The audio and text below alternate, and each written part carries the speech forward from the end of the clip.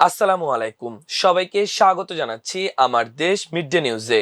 সঙ্গে আছি আমি মাহবুবুর রহমান ইমন। শুরুতেই সংবাদ শিরোনাম। এবার ইসরায়েলের 2 বিমান ঘাঁটিতে ইরানের ভয়াবহ হামলা। ইরানি হামলার পর জেরুজালেম তেল আবিবে মার্কিন দূতাবাসের কার্যক্রম বন্ধ। ফিলিপাইনে ভয়াবহ ভূমিকম্পে নিহত অন্তত 15, ধসে পড়েছে বহু ভবন। হাম ইস্যুতে ডক্টর ইউনূস সহ 5 জনের নামে মামলা খারিজ করে দিল আদালত। ইসলামী ব্যাংক থেকে টাকা তোলার হিড়িক, 5 দিনে 3500 কোটি টাকা উত্তোলন। শুনছিলেন সংবাদ শিরোনাম, এবার বিস্তারিত। ইসরায়েলে আবারও ক্ষেপণাস্ত্র হামলা চালিয়েছে ইরান।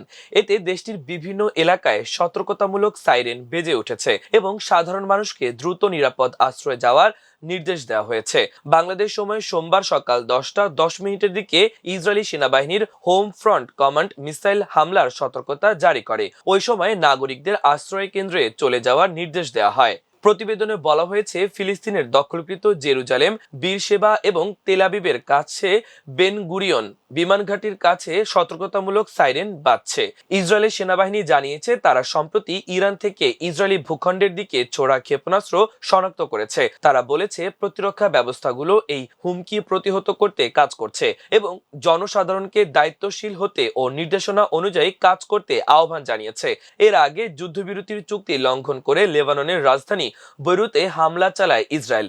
এর জবাবে তখন উত্তর ইসরায়েলের অত্যন্ত গুরুত্বপূর্ণ ও কৌশলগত রামাত ডেভিড বিমান ঘাঁটিতে সরাসরি শক্তিশালী ব্যালিস্টিক ক্ষেপণাস্ত্র নিক্ষেপ করে ইরানের Islamic revolutionary guard corps IRGC. ইসরায়েলের অন্যতম প্রধান বন্দর নগরী হাইফা থেকে মাত্র 20 কিলোমিটার দূরে অবস্থিত এই বিমান ঘাঁটি লক্ষ্য করে ইরান স্থানীয় সময় রোববার রাতে এই বিধ্বংসী হামলা চালায়। এসব হামলায় ইসরায়েলের নেভাতিম ও তেল নোফ বিমান ঘাঁটি নিশানা করে চালানো। এতে ওই ঘাঁটি দুটিতে ব্যাপক ক্ষতির আশঙ্কা করা হচ্ছে। আইআরজিসি বলছে, ইরানের 3টি অঞ্চলে রাডার স্থাপনায় ইসরায়েল হামলা চালিয়েছে।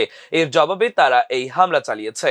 আইআরজিসি তাদের এক আনুষ্ঠানিক বিশেষ বিবৃতিতে জানায়, দক্ষিণ লেবানন এবং বৈরুতের দক্ষিণ উপশহরগুলোতে সাম্প্রতিক সময়ে দখলদার ইসরায়েলি বিমান বাহিনী যে বর্বর ও উপর্যুপরি বিমান হামলা পরিচালনা করেছিল, তার মূল কেন্দ্র বা সামরিক লজিস্টিক হাব ছিল এই রামাত ডেভিড বিমান ঘাঁটি। মূলত সেই ক্ষোভ ও প্রতিশোধ থেকেই এই গুরুত্বপূর্ণ ইসরায়েলি বিমান ঘাঁটিকে ইরানের ক্ষেপণাস্ত্রের প্রধান লক্ষ্যবস্তু করা হয়েছে। একই সঙ্গে কড়া হুঁশিয়ারি দিয়ে শক্তিশালী এই ইরানি বাহিনী জানায়, ভবিষ্যতে যদি ইসরায়েল বা মার্কিন সামরিক জোট এই অঞ্চলে এ ধরনের বেআইনি হামলার ন্যূনতম পুনরাবৃত্তি করার দুঃসাহস দেখায়, তবে ইরানের পরবর্তী সামরিক জবাব হবে আরো বেশি ব্যাপক, বিধ্বংসী ও অল আউট যুদ্ধমুখী। এদিকে ইসরায়েলের দিকে ক্ষেপণাস্ত্র হামলা চালিয়েছে ইয়েমেন। ইসরায়েলি সেনাবাহিনী সেটি শনাক্ত করেছে বলে দাবি করেছে। ইসরায়েলের সামরিক বাহিনী তাৎক্ষণিক এক বিবৃতিতে জানায়, বহুমুখী মোকাবেলায় প্রতিরক্ষা ব্যবস্থা সক্রিয় রয়েছে এবং ক্ষেপণাস্ত্রটি ভূপাতিত করার চেষ্টা চলছে। ইরানের ক্ষেপণাস্ত্র হামলার পর নিরাপত্তা পরিস্থিতির অবনতি হওয়ায় জেরুজালেমে অবস্থিত মার্কিন দূতাবাস তাদের জেরুজালেম ও তেল আবিবের কনসুলার সেবা সাময়িকভাবে বন্ধ ঘোষণা করেছে। সোমবার ভোরে সামাজিক যোগাযোগ মাধ্যম এক্সে প্রকাশিত এক নিরাপত্তা সতর্কবার্তায় দূতাবাস জানায়, পরবর্তী নির্দেশনা না দেওয়া পর্যন্ত যুক্তরাষ্ট্র সরকারের সব কর্মী এবং তাদের পরিবারের সদস্যদের নিরাপদ আশ্রয়ে অবস্থান করতে বলা হয়েছে। বিবৃতিতে বলা হয়, ইসরায়েলের হোম ফ্রন্ট কমান্ড বিভিন্ন অঞ্চলের সতর্কতা জারি করায় কর্মীদের রেড অ্যালার্ট সাইরেন বাজলেই সুরক্ষিত আশ্রয় কেন্দ্রে যাওয়ার জন্য প্রস্তুত থাকতে নির্দেশ দেওয়া হয়েছে। বর্তমান পরিস্থিতিতে জেরুজালেমে অবস্থিত মার্কিন দূতাবাস এবং তেল আবিবে অবস্থিত এর শাখা কার্যালয়ের কনসুলার বিভাগ সোমবার বন্ধ থাকবে বলে জানানো হয়েছে। এদিকে মার্কিন প্রেসিডেন্ট ডোনাল্ড ট্রাম্প ইরানকে পুনরায় আলোচনার টেবিলে ফিরে আসার আহ্বান জানিয়েছে। তিনি মনে করেন, কয়েকদিনের মধ্যেই তেহরানের সঙ্গে একটি চূড়ান্ত সমঝোতা সম্ভব হতে পারে। ফক্স নিউজকে দেওয়া সাক্ষাৎকারে ট্রাম্প বলেন, তোমরা ক্ষেপণাস্ত্র ছুড়েছ, সেটাই যথেষ্ট। এখন আলোচনায় ফিরে এসে একটি চুক্তি করো। ট্রাম্প আরো বলেন, আগামী সোমবার, মঙ্গলবার অথবা বুধবারের মধ্যে একটি চুক্তি স্বাক্ষর হতে পারে। ফিলিপাইনে আঘাত হানা 7.8 মাত্রার শক্তিশালী ভূমিকম্পে 15 জন নিহত হয়েছেন, আহত হয়েছেন 129 জন। ভূমিকম্পে বহু ভবন ধসে পড়ায় হতাহতের সংখ্যা আরো বাড়তে পারে বলে আশঙ্কা করা হচ্ছে। সোমবার স্থানীয় সময় সকাল 7:40 দিকে ভূমিকম্পটি আঘাত হানে। তখন অনেক মানুষ কর্মক্ষেত্রে ছিলেন আর শিক্ষার্থীরা ছিল বিদ্যালয়ে। ফিলিপাইনের সিভিল ডিফেন্স অফিস তাদের সর্বশেষ আপডেটে 15 জন নিহতের কথা জানিয়েছে। সিভিল ডিফেন্স পরিচালক রদ্রিগো সোসমেনা বলেছেন, শুধুমাত্র সোসাক সার্গেইনেই 12 জন প্রাণ হারিয়েছে। একই সঙ্গে অঞ্চলটিতে 129 জন আহত হয়েছেন। ভূমিকম্পটি এতটাই শক্তিশালী ছিল যে এটির প্রভাবে ফিলিপাইনের বিভিন্ন জায়গায় অনেক ভবন মাটিতে ধসে পড়েছে, যেগুলো সম্পূর্ণ ধ্বংস হয়ে গেছে। সিসিটিভি ও মোবাইলে ধারণ করা ভিডিওতে এই ভূমিকম্পের ভয়াবহতা দেখা গেছে। হামে ব্যর্থতা ও শিশু মৃত্যুর ঘটনায় অন্তর্বর্তী সরকারের সাবেক প্রধান উপদেষ্টা ডক্টর মোহাম্মদ ইউনূস ও সাবেক স্বাস্থ্য উপদেষ্টা নুরজাহান বেগম সহ 5 জনের বিরুদ্ধে মামলা খারিজ করে দেওয়া হয়েছে। সোমবার দুপুরে শুনানি শেষে মামলা খারিজ করে দেয় সিএমএম আদালতের বিচারক।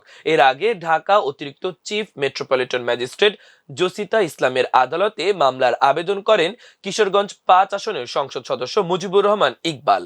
মামলায় আরও যাদের বিরুদ্ধে অভিযোগ আনা হয়েছে তারা হলেন স্বাস্থ্য ও পরিবার কল্যাণ মন্ত্রণালয়ের সাবেক সচিব মোহাম্মদ সাইদুর রহমান, সাবেক প্রধান উপদেষ্টার বিশেষ সহকারী অধ্যাপক ডাক্তার মোহাম্মদ সাইদুর রহমান এবং স্বাস্থ্য অধিদপ্তরের সাবেক মহাপরিচালক অধ্যাপক ডাক্তার মোহাম্মদ আবু জাফর।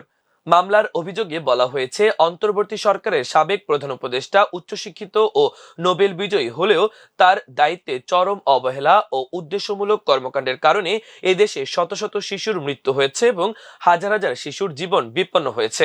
অভিযোগকারীর ভাষ্য অনুযায়ী এই ঘটনা হত্যাকাণ্ডের শামিল।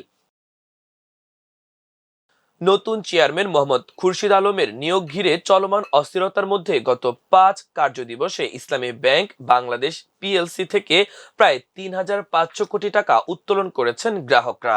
ব্যাংকটির কর্মকর্তাদের মতে, চেয়ারম্যান নিয়োগ কেন্দ্র করে সৃষ্ট অনিশ্চয়তার কারণে আমানত তুলে নেওয়ার প্রবণতা বেড়েছে। ব্যাংকটির সংশ্লিষ্ট কর্মকর্তারা জানান, 1 জুন থেকে 4 জুন পর্যন্ত 4 কার্যদিবসে প্রায় 2,570 কোটি টাকা উত্তোলন করা হয়। এছাড়া 7 জুন একদিনই প্রায় 1,000 কোটি টাকা উত্তোলন হয়েছে বলে প্রাথমিক তথ্য পাওয়া গেছে। 24 মে ইসলামী ব্যাংকের চেয়ারম্যান হিসেবে বাংলাদেশ ব্যাংকের সাবেক ডেপুটি গভর্নর মোহাম্মদ খুরশিদ আলম নিয়োগ পান। তার দায়িত্ব গ্রহণ কেন্দ্র করে ব্যাংকের প্রধান কার্যালয়ের সামনে গ্রাহক ও কর্মকর্তাদের বিক্ষোভ শুরু হয়। পরিস্থিতির কারণে তার প্রথম কর্মদিবসের বোর্ড সভা অনলাইনে হয়। একই সময়ে চেয়ারম্যান জুবাইদুর রহমান পদত্যাগ করেন। ব্যাংকের অতিরিক্ত ব্যবস্থাপনা পরিচালক ও ভারপ্রাপ্ত এমডি আলতাফ হোসেন বলেন, কিছু গ্রাহক আমানত তুলে নিচ্ছে ঠিকই, তবে আতঙ্কিত হওয়ার কোনো কারণ নেই। ঋণ অনুমোদন সহ সব কার্যক্রম কঠোর যাচাই বাছাইয়ের মাধ্যমে পরিচালিত হচ্ছে। বাংলাদেশ ব্যাংকের সহকারী মুখপাত্র মোহাম্মদ শাহরিয়ার সিদ্দিকী জানান, ইসলামী ব্যাংকের পরিস্থিতি নিবিড়ভাবে পর্যবেক্ষণ করা হচ্ছে। গ্রাহকরা নগদ অর্থ তুলছেন নাকি অন্য ব্যাংকে স্থানান্তর করছেন তাও নজরদারিতে রয়েছে।